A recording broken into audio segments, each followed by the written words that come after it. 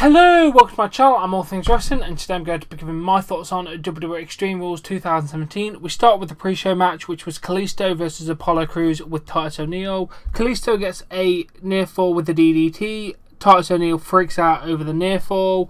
He and Crews start arguing, which led to Kalisto hitting the Cellar de Sol thing, his finisher, and then getting the victory, which obviously led to Titus O'Neil and Apollo Crews arguing after the victory happened. Personally, I don't get this rivalry. I'm going to be honest, this isn't benefiting anybody. It seemed like it would be a good way to boost Crews up, but now it's just kind of like, what are you doing with this? Give me a point to like this, or just stop doing it, please. The match was, I'll give it a 3 out of 10. It was quite bad.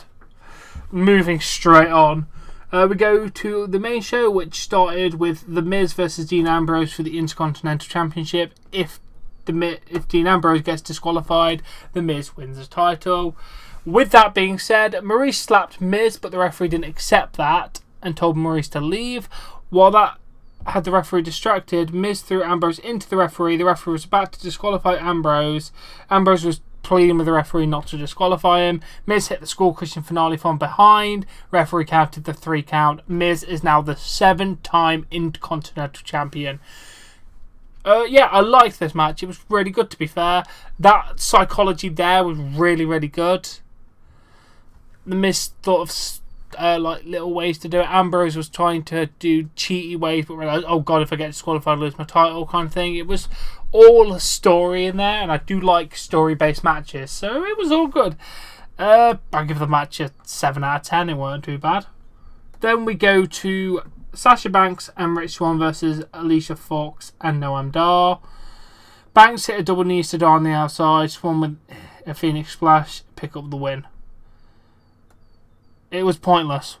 Absolutely pointless. The match was shit. It didn't serve anybody. Didn't help anybody. Didn't do anything for any person in the match. It's just a waste of every person's time there. It doesn't need to be a rivalry. It doesn't need to be a match. It's just a load of shit. It gets a 2 out of 10. That is my thoughts on that. Wait till I complain about it again next week. I'm sorry, but it's my thoughts. I don't like it. Then the Drifter came out and sang a negative song about Baltimore, whatever the town is. That was good. I like the Drifter. He gets a 5 out of 10. Why not? Then we have the kendo stick on the pole match for the Women's Championship. Alexa Bliss versus Bayley. Alexa tells Bayley to go up and get the kendo stick. Bayley did just that. Alexa attacked her. Early in the match, Bayley got the kendo stick. Alexa tried to run. Bayley hesitated with the swing. Alexa took advantage. After using the kendo stick, Alexa hit the DDT and picked up a victory to retain her title. I wasn't expecting much, and it gave me just what I was expecting. A meh match. I'll give it a 5 out of 10. It's just not that entertaining. As I was telling Joe, the Bayley character's getting a little bit boring now. I want to be in WWE. I'm in WWE. It's my dream. It's getting a little bit boring now. So shake up a little bit, please. Then we go to the Steel Cage match. The Hardys versus Sheamus and Cesaro for the Raw Tag Team Championships. It was made very clear that the match could only be won when both members of the team escaped the cage and hit the floor. So no pinfalls or anything like that. It was a very intense match. Jeff managed to escape quite early on. Matt couldn't get over. Jeff tried to help, but Cesaro knocked Jeff to the floor. Jeff climbed back onto the cage and did a whisper in the ring from the top of the cage onto Cesaro and Sheamus, which was beautiful, by the way. Oh, it just made me so happy. I'm not going to lie. Matt tried to help drag Jeff out of the cage. Sheamus and Cesaro managed to drop a couple of seconds before Matt managed to drag Jeff out of the cage, making Cesaro and Sheamus your new Raw Tag Team Champions. Yeah, 2 out of 4 titles have changed so far in this show. That's what I mean. It's definitely changing the landscape of the show after this, which is really good. I wasn't expecting that title change. I'm going to be honest. It was really nice to have it. It was a solid, decent match.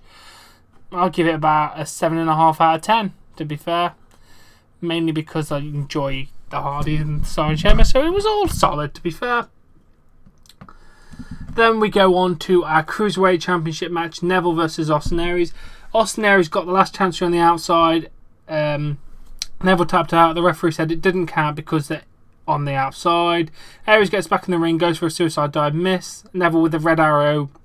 And then the Rings of Saturn, Aries taps out, Neville retains. And he won clean, which was very good.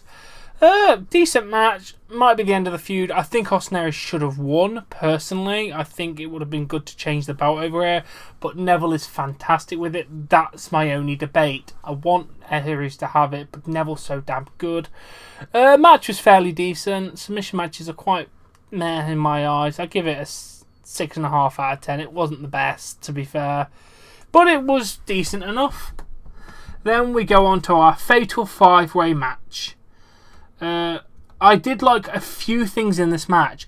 The main thing I liked is the team of Samoa Joe and Bray Wyatt teaming up together to take everyone out. They never actually betrayed each other, which was very interesting. It was a really, really good thing. I enjoyed that. A lot of, obviously, spears and finishers and all the usual stuff. We got, I think someone got put through a table. I should have looked up to who got put through a table. Doesn't matter. Someone went through the announce table. Steel chairs, ladders, steps. Yeah, I did point this out. This was not an Extreme pay-per-view. You call it Extreme Rules, which was my only nagging point, and there's only 2 Extreme matches, and only one actually featured. Well, I'm not going to count the Alexa Bliss Bayley one having weapons because it used once. This is what I mean. It was it was the most tamest Extreme Rules that they've done. Not to say it wasn't a good pay-per-view. It was a good pay-per-view, but just not extreme. Drop the gimmick stuff and then we'll be fine because you didn't actually live up to any of the gimmick stuff in this pay-per-view.